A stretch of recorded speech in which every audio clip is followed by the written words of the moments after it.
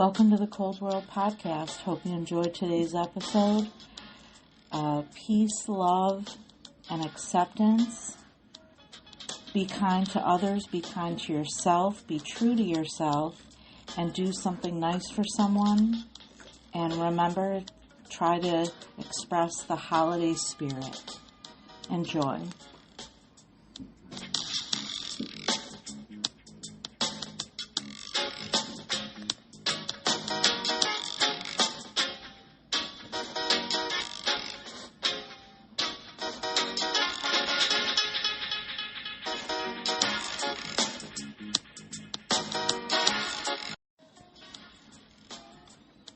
Welcome to the Cold World Podcast. Hope you enjoyed today's episode. Peace, love, and acceptance. Be kind to others, be kind to yourself, be true to yourself, and do something nice for someone. And remember, try to express the holiday spirit. Enjoy.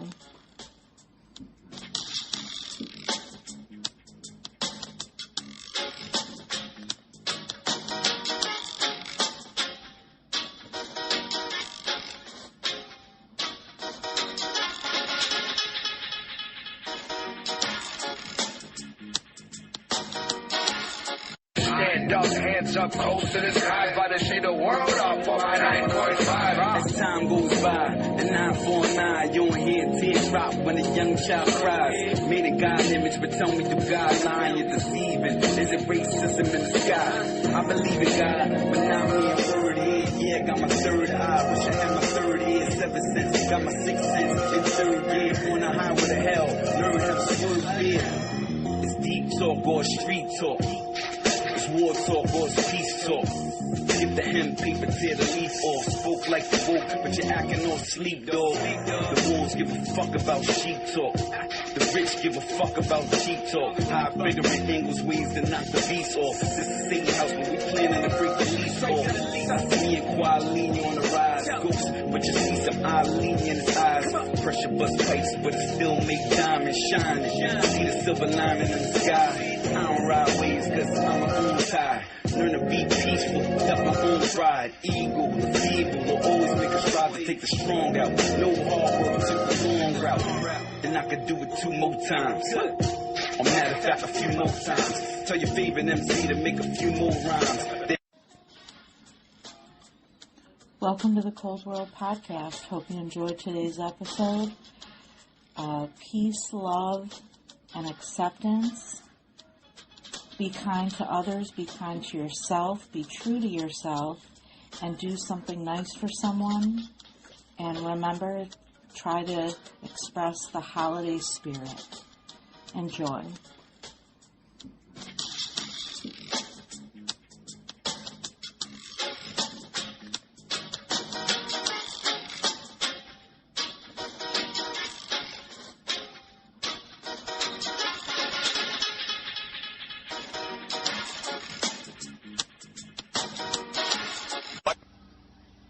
Some point, presumably some white person, and say, you know what, I'm looking at all these people moving around here doing this and doing that. I'm going to come up with a system where I can dominate them, everybody that I classify as non-white, and have them jumping through hoops at my command. I'm going to come up with a system that does that. Apparently somebody did that because the evidence is here. Somebody thought of a system called racism. And that somebody put it into operation, and it took off like a prairie fire. It was a white fellow. I mean, in record time, became the most powerful system of politics and religion. There's no religion stronger than the religion of white supremacy. My imitation. You got it? Your bouquet hit me in the face. Oh, I'm terribly sorry. Don't apologize. I just love this poem you wrote. And You Are So Beautiful is my favorite song. Next to the theme from Star Wars. Is that a fact? Well, I think I'd better explain. You see, No, I just could never... What's that, baby? The red light is on the scooter. Oh, I got it charging. Oh, okay.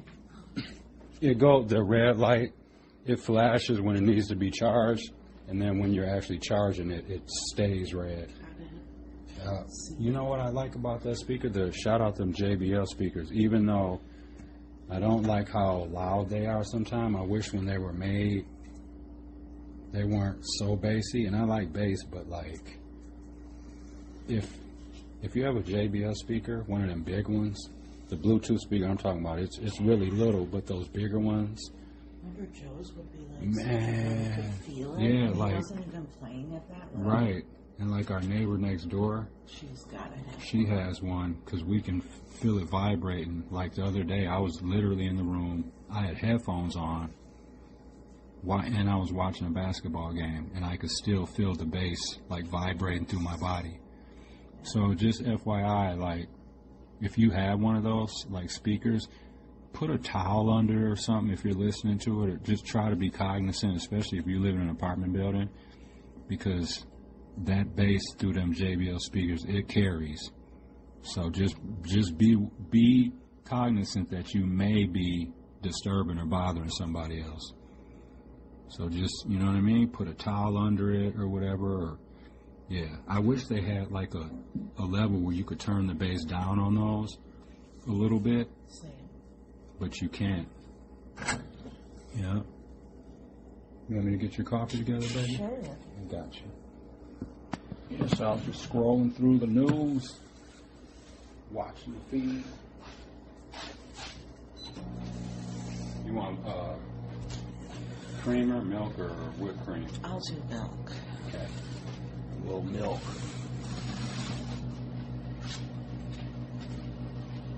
How did you sleep? I slept all right.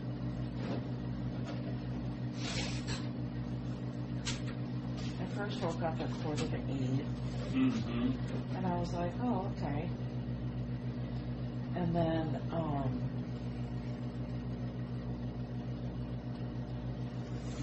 I fell back asleep. And then I didn't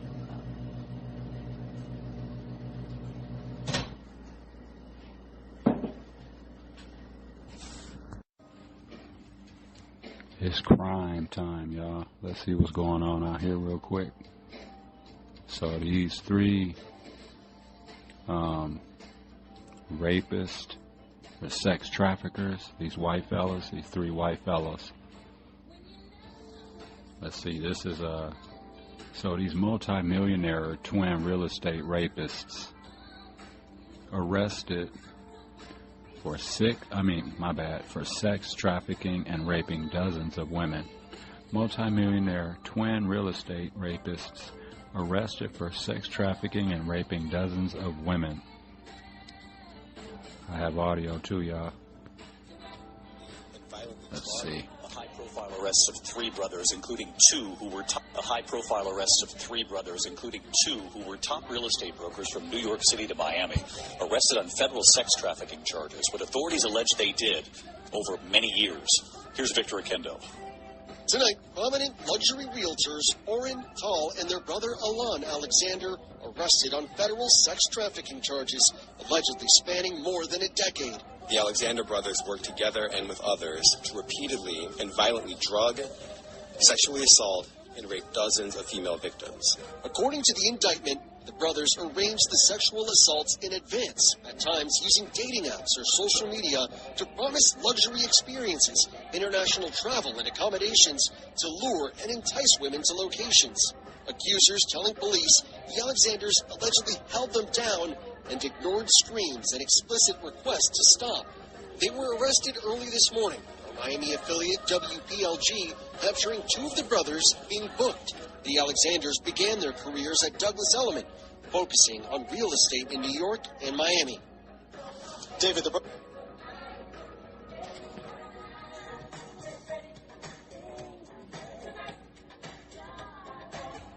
Now them guys shouldn't get no bail. They're talking about who shouldn't get bail and who should. They should not get bail. Ooh, this was the shit right here, the SOS band. 1986, the finest. Play this for a minute, y'all.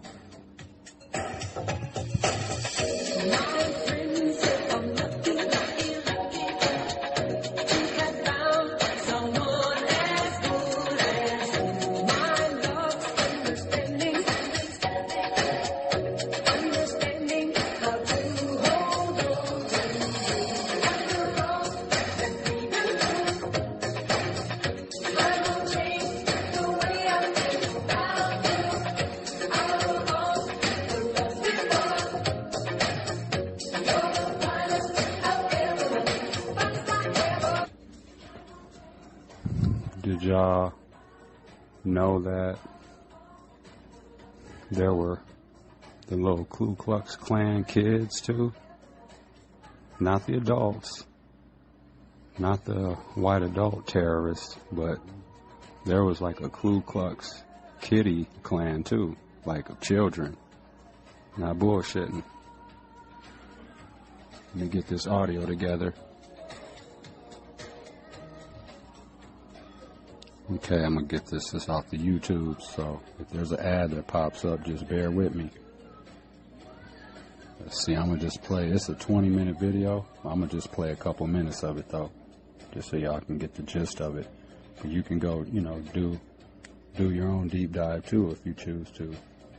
So this is Children of the KKK on the YouTubes. This is Democracy Now!, democracynow.org, The War and Peace Report. I'm Amy Goodman. As we turn to Boston, where Mayor Michelle Wu joined federal officials Tuesday to respond to the march through downtown Boston Saturday led by 100 members of the white supremacist Patriot Front, carrying shields and a banner that read, "Reclaim America." Play about 3 minutes. The Boston Regional Intelligence Center had no warning they were coming. Local anti-fascist activists confronted the marchers. Mayor Wu also said the Boston Police Civil Rights Unit is investigating how Patriot Front members were seen attacking a local black artist and musician named Charles Morrell as police looked on. Charles Morrell posted online about the attack, writing, quote, "Just another day in the office. Yesterday, as I was walking to work, a group of white men wearing masks and holding military weapons were marching on the sidewalk. I was walking past the historic Copley Hotel. I thought it was odd that a protest was happening on the sidewalk and not the street. When I tried to get my phone to record the masked mob, this happened. See photos," he said. He went on, "Now fake bot accounts are in my DM and on my social media pages trying to instill fear into myself and community. I assume these are the same masked white men. I share this to first say things have not changed much. Secondly, this is why I do the work that I do with passion," Charles Morrell wrote. Charles is not doing interviews while he seeks legal advice, but he did speak out Monday.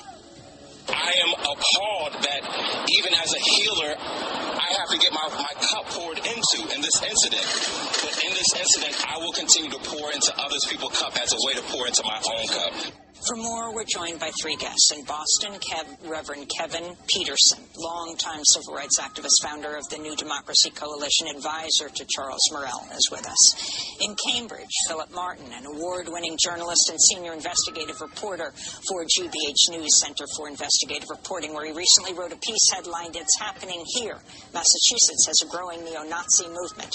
And still with us, Michael Edison Hayden, senior investigative reporter with the Southern Poverty Law Center, who focuses on internet radicalization and far-right extremism. Shout these individuals out for talking about this. Peterson, let's begin with you. Explain, I'm sorry we can't have Charles Morrell on today, but you were his close friend and advisor. Can you tell us more about what happened on Saturday? I'm not sure if I can tell you more about what happened beyond what you've already said, but we do know that Mr. Morrell is currently traumatized. He has a focus around racial healing in this city. He uses it through the arts. He believes that this is an opportunity where he can redirect the trauma that he experienced in terms of engaging these children of the KKK on Saturday, use that experience to engage the city.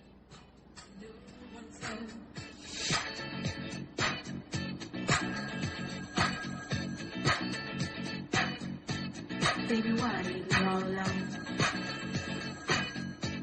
If it wasn't for the music, I don't know what. Not a DJ saved my life.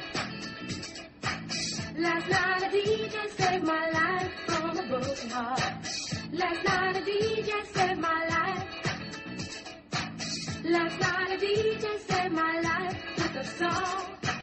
No more tears right now, no more years, or we can throw a million protests. No one cares, cause we just get all out of character and throw some cheers. Eventually they burn us out and tell us go somewhere. But the love is too genuine and wholesome here. That's why the light ain't too bright, but the road look clear. Yeah, personally I got my bread as a crook, but once I finish with the work, I dip my head in the book. There's room in the bed, and that's the head of the foot. I tell you this, hip-hop ain't as dead as it looks. Nah, diversions to cover up the lies. We some real motherfuckers on the rise. What? We some real motherfuckers on the rise. Under pressure for over the lies. Stand up, hands up, close to the sky. About to shade the world up for my 9.5. A man sleeping in his bed was brutally murdered by an intruder. The victim lived alone, but with 3 ex-wives, there was no shortage of suspects. A muddy footprint, an electrically charged blood sample, and a blood spatter recreation were all that was needed to solve the case. So this story is pretty cool. Local third graders to participate in Common Council meetings on December 17th in Milwaukee. As part of Common Council meeting on December 17th, local third graders from Golda Meir School participate in the council meeting at the selected winners of the Alderpersons for a Day essay contest. Created by Alderwoman Malele Cox and supported by the entire Common Council, Alderperson for a Day tasked the students with learning about local government and writing a short essay about the change they would enact within the community if they were an alderperson for a day. That's cool. In addition to joining the Common Council meeting at 9 a.m. on Tuesday, December 17th, the contest winners will also participate in a talkback with council members to discuss ways in which they would like to see the community improved. The group discussion will occur after the conclusion of the Common Council meeting. Let's see. Engaging youth in local government and hearing their thoughts about the challenges they encounter and the ideas they have to improve the city is important and unfortunately sometimes overlooked, said Alderwoman Cox. This program is designed to give these young people an outlet to share their thoughts directly with elected officials, while also learning from them and experiencing the legislative process in action. These are our future leaders, and we are thrilled to have them join Tuesday's council meeting. That's pretty cool. That's here in Milwaukee. Did you hear about that 12-year-old that shot a 32-year-old? Which one? It was a 12-year-old that shot like a 30 and killed a 32-year-old. Like some argument. Who argues? Probably maybe a family squabble. Yeah. Maybe it was an uncle or... That was here? Yeah.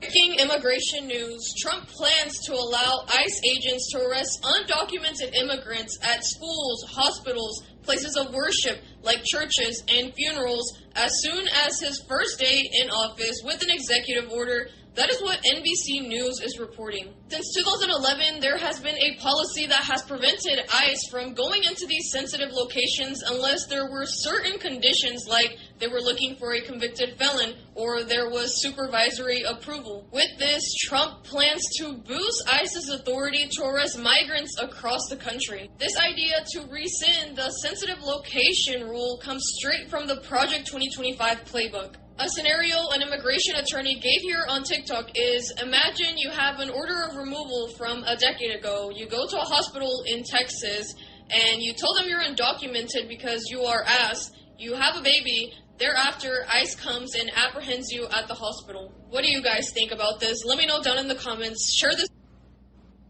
video to help spread the word, and make sure you're following me so I can apprehend you at the hospital. What do you guys think about this? Let me know down in the comments. Share this video to help spread the word, and make sure you're following me so I can keep you guys updated.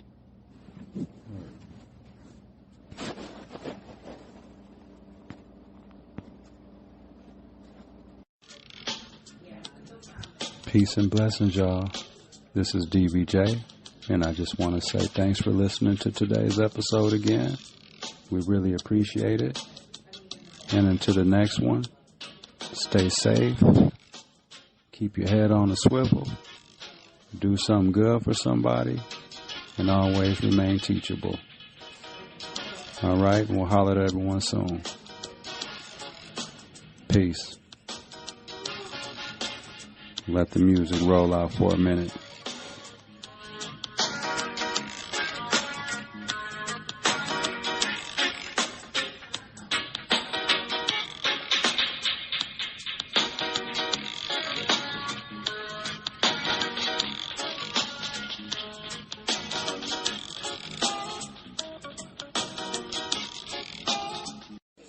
So this is off my favorite rap album ever. Most definitely ain't my favorite artist, but this is my favorite rap album. He talks about Elvis and stuff, stealing music and stuff like that. Listen, check it out. This song's called Rock and Roll, Most Def. Black on Both Sides album. Go check it out. Spotify and all that. I'm gonna roll it back, y'all. Song's about 3 minutes. Alert the squad. Alert the squad. Alert the squad. Alert the squad. My grandmama was raised on a reservation. My great grandmama was from a plantation. They sang songs for inspiration. They sang songs for relaxation. They sang songs to take their minds up off that fucked up situation. I am, yes I am, the descendant, yes, of those folks whose backs got broke, who fell down inside the drug smoke. Black people, jeans on their ankles and feet. I am descendants of the builders of your streets. Black people, pretenders to your cotton money. I am hip-hop. Heavy metal for the black people. I am rock and roll. Rock and roll. Rock and roll. Been here forever. They just ain't let you know. I said Elvis Presley ain't got no soul. Chuck Berry is rock and roll. You may dig on the Rolling Stones, but they ain't come up with that style on their own. Elvis Presley ain't got no soul. Little Richard is rock and roll. You may dig on the Rolling Stones, but they ain't come up with that shit on their own. Guess that's just the way you go. Steal my clothes and try to say they yo. Yes they do. Business is so filled with pimps and hoes, trying to take everything that you made it control. There they go. Elvis Presley ain't got no soul. Bo Diddley is rock and roll. You may dig on the Rolling Stones, but they ain't the first place the credit belongs to. Whoa, oh, gon' take it. Oh, we go back to it. Oh, gon' take it. Oh, we go back to it. Oh, Y'all like this song, don't y'all? This is a nice song. This whole album is the shit. You can just let the whole thing play, no skips. I ain't trying to dish, but I don't be trying to fuck with Limp Bizkit. When I get down at my zone, I be rocking Bad Breaks and Fishbone. I ain't trying to slow your groove, but that ain't the way I'm trying to move. I don't turn on corn and get it on. I be playing Jimi Hendrix to the dawn. That's my words born. Sitting up on my front lawn. Got the volume turned to 10. Playing Albert King the rest of the day. When I'm on it in the cooker, got to turn on some Jolly Hooker. When I want some rock and roll, go to Elvis ready to get some soul. James Brown got plenty of soul. James Brown likes to rock and roll. He could do all the shit to show. The Elvis Presley could never know. Kenny G ain't got no soul. John Coltrane is rock and roll. You may dig on the Rolling Stones, but they can never ever rock like Nina Simone. Say whoa. Can never rock like Nina Simone. Oh, I gotta admit to something too. You know who put me up on Nina Simone? Who put me up on Nina Simone, baby? Me. Michelle did. Yup.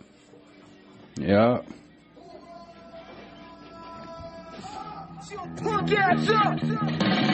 That's what they got on soul. Today they rock and roll. You ain't take no more souls. Everything they can they soul. That's what they got on soul. Roll to the ass rock and roll. You ain't take no more souls. Who we said they put that on? Rock and roll. Rock and roll. Rock and roll. Rock and roll. Rock and roll.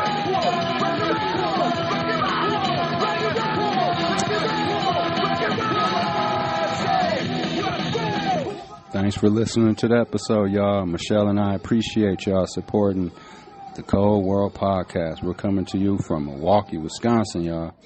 Punk ass up!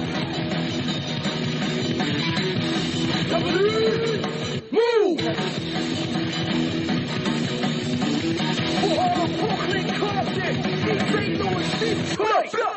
Chicago, East New York, New Jersey, Philadelphia, Cincinnati,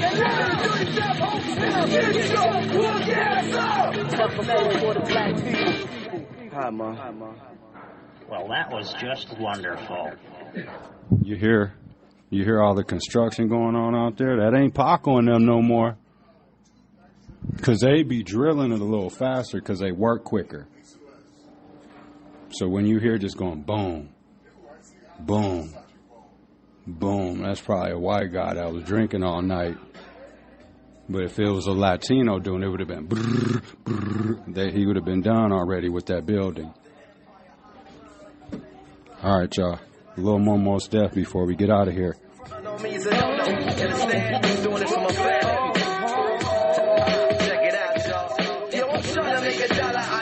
Makes sense, add it up to my daddy, I'll be a rich man. You never know when your fate gon' switch hand. Get today's solid ground out of yesterday's quicksand. Who just about being a big man? Small loose sleep sheets, I sketch the big plan. Gotta handle business properly. Who's the mind out of me? Store it up and get my mom some waterfront property.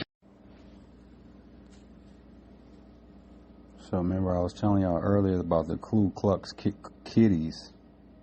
There was a story I did. It wasn't specifically about that group specifically, but it was about like younger individuals like terrorizing like black people and stuff. But there is this group from back in the day. This is from the History Channel. The Ku Klux Kitties. The KKK's little-known youth movement.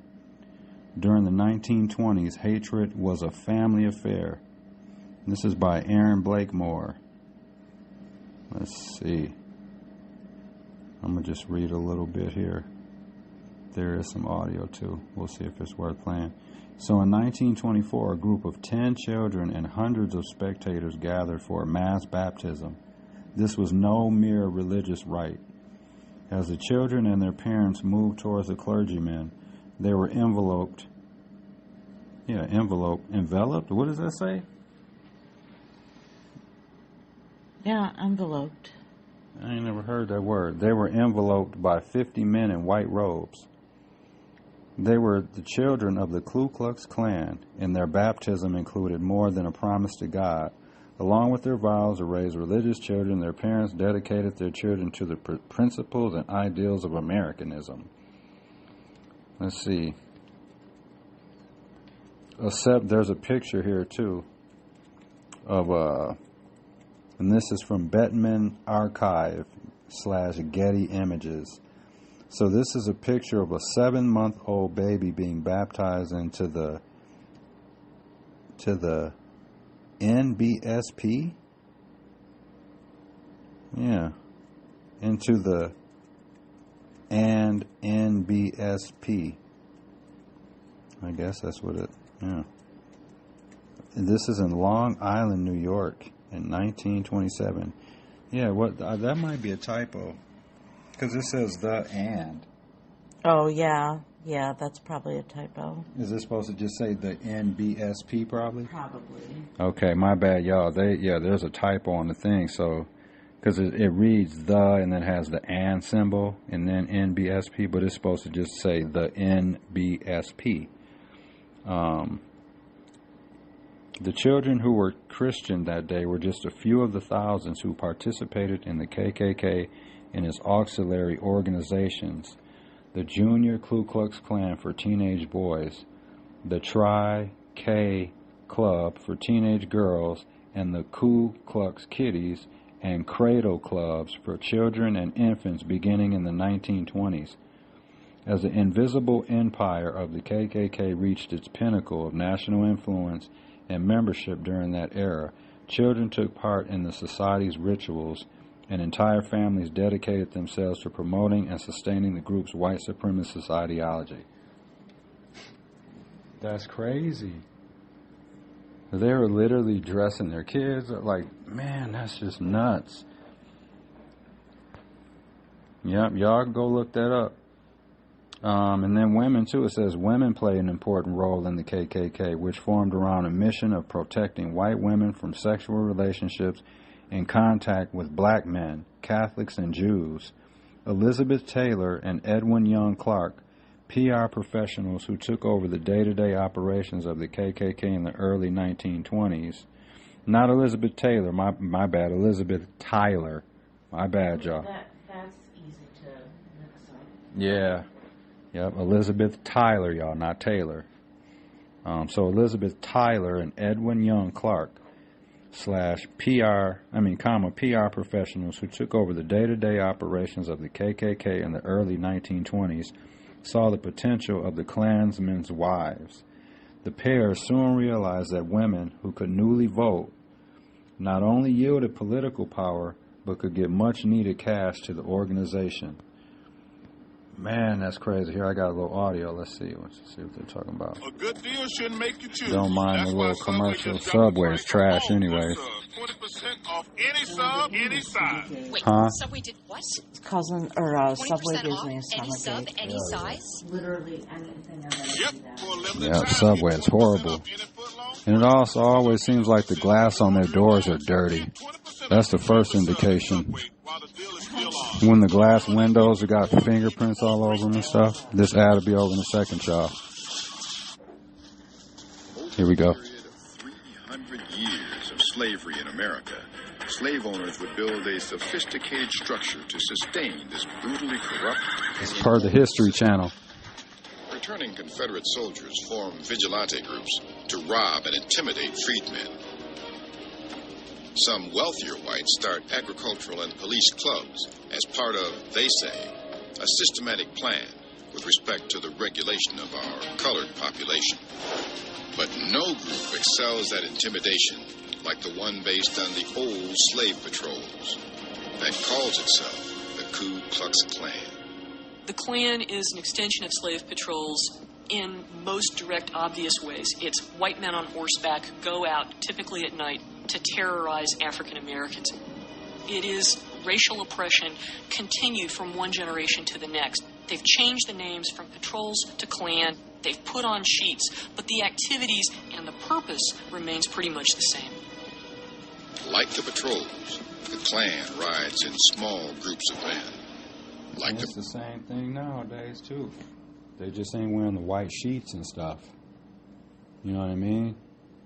The racism's just, it's different. I mean, it's the same, but they're not walking around with the robes and shit on their head now.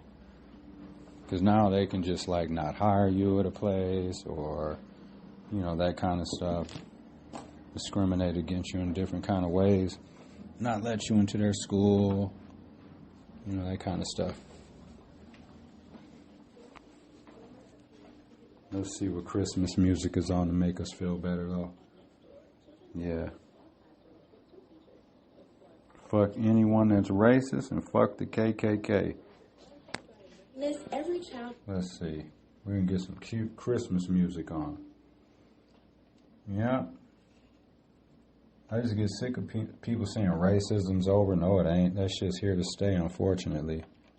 Because a lot of white people still continue to think they're better than everybody. It's just crazy. They're asking for reparations now.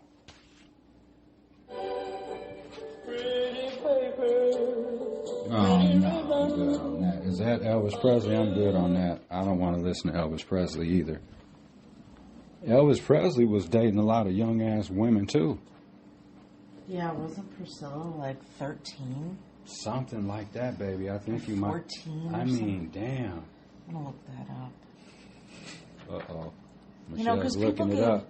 Well, because people gave Jerry Lee Lewis shit for like, although I think he married a cousin. Ooh, which is even worse. Right. But she was also underage. Like Jerry Seinfeld was dating young-ass women. I think that she might have been of age, but she still. was like 19 or 20. Still, yeah, though, but dude he was like like in his 40, late 40s yeah. or something. Like, dude, like, How really? Why are old you was choosing Priscilla a 19-year-old? when she married Elvis? Priscilla was 21. When they married. When they married, but they met when she was 14 and he was 21. Or 24. And you know damn well he wasn't waiting for no 4 years. Right. To have sex. So Elvis wasn't waiting no 4 gross. years. They had, what's their little history? Age difference. He was 32 at the time that they married.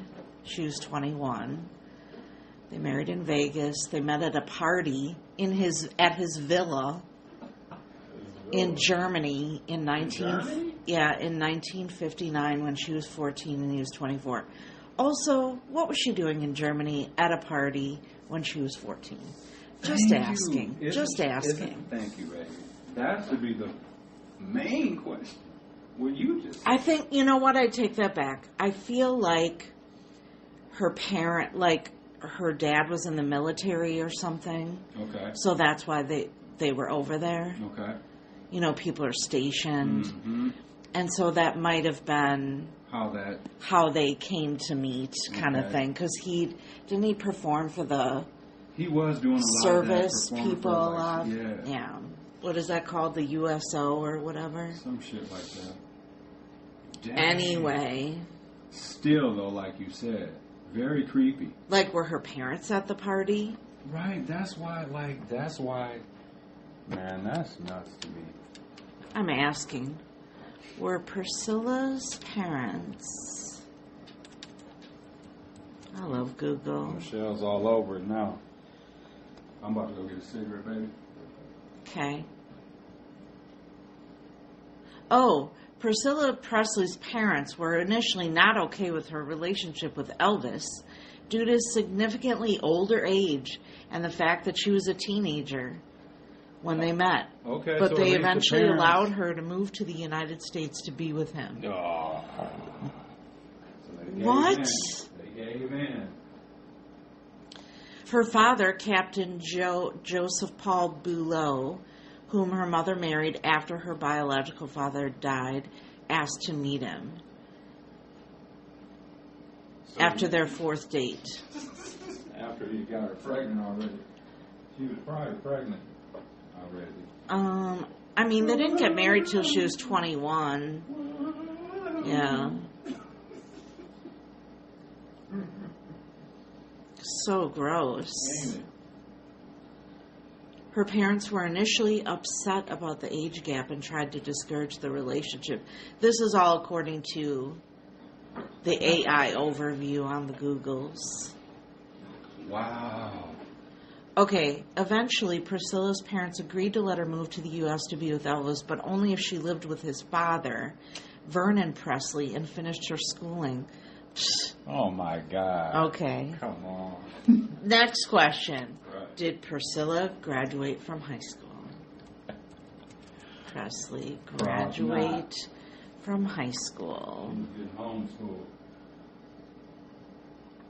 Did she finish high school? Oh, she would finish her senior year at an all-girls Catholic school, the Immaculate Conception High School, and lived with Elvis's father and stepmother in a separate house a few streets away from Graceland. Whoa. Scandalous. I bet she didn't. I bet Elvis paid for her to finish school. And he was stealing black people's music too. Don't be, y'all Elvis fans, don't be mad. Go do your little deep dive and see. You know what I mean? A lot of the stuff he was doing was done by black folks before him. And I mean, he liked the stuff, so that's a good thing. He liked it, the music. But still, like, he was getting credit for a lot of that stuff, and it wasn't his. That's all I'm saying. Yeah. Well, without Marty McFly, would Chuck Berry... no Back to the Future. Would Chuck Berry be famous? Whoa, whoa. All right, y'all. Back to the episode. Peace and blessings, y'all. This is DVJ, and I just want to say thanks for listening to today's episode again. We really appreciate it. And until the next one, stay safe, keep your head on a swivel, do something good for somebody, and always remain teachable. All right, we'll holler at everyone soon. Peace. Let the music roll out for a minute.